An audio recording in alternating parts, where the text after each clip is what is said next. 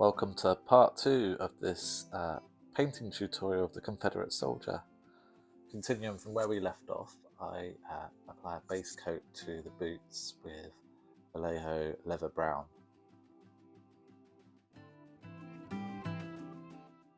I then went with a base coat of field drab for the hat.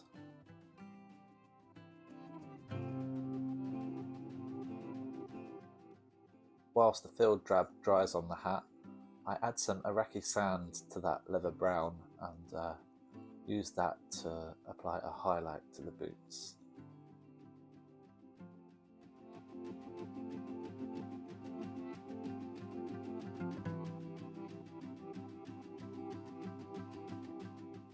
I realise there's going to be a lot of leathers in this model, so it was something to bear in mind, the various shades of brown, but fortunately the Vallejo range have a wide array of all sorts of red browns and leather browns, so you can create a good variation. Here I add some Iraqi sand again to that field drab for the highlight on the hat.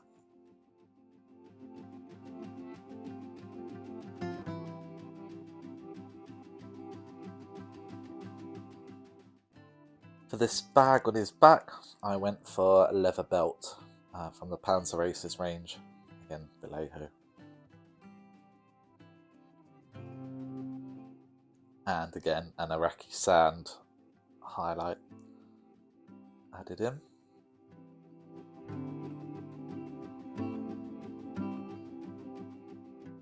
Moving on to the trousers, I start by blocking in dark sea grey, and I'm going to give that a highlight using an off-white. I think it was off-white actually, but any off-white colour would do the job nicely.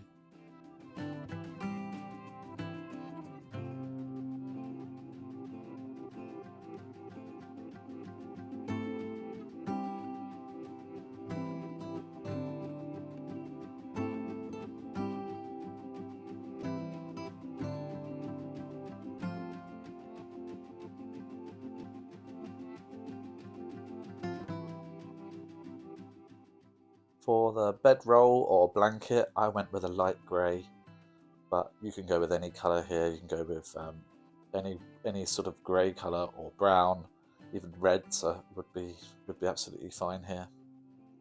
But for this, like I say, I went with light grey. I'm going to highlight that again with an off-white colour. It's important to note as well that whilst I'm blocking in these colours and adding in the highlights, I will then go for a post shade at the end to give it that depth.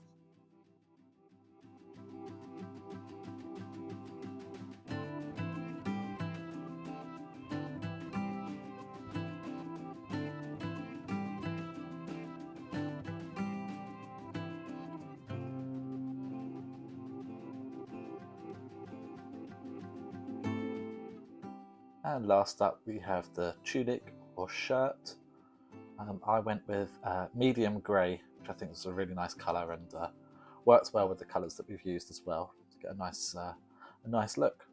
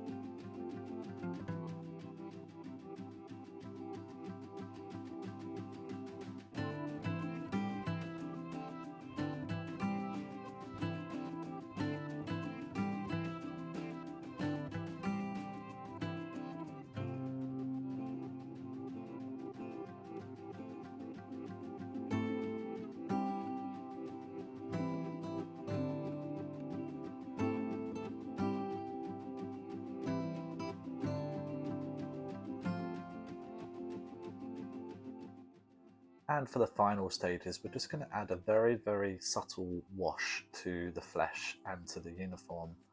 To the flesh, I use a very, very thinned down Agrax Earthshade, and like I say, there's barely any wash here.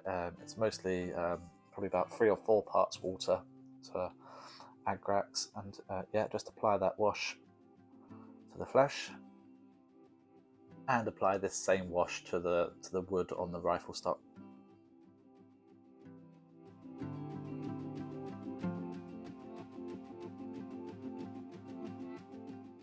For the rest of the areas, apply again a very thin coat of Nuln Oil, and I do have to emphasise that this is a very thin coat of it. It's not a we want to have control, and also we want the effect to be quite subtle. It's just a case of adding some shadows and shading to the highlights that we've already offered, and give a bit of depth to the model.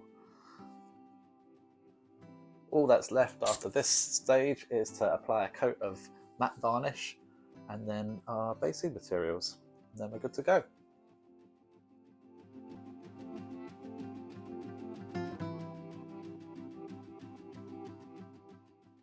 Thanks very much for taking the time to watch my video. I hope you found it useful. Yeah, I'll see you at the next one. Take care. Goodbye.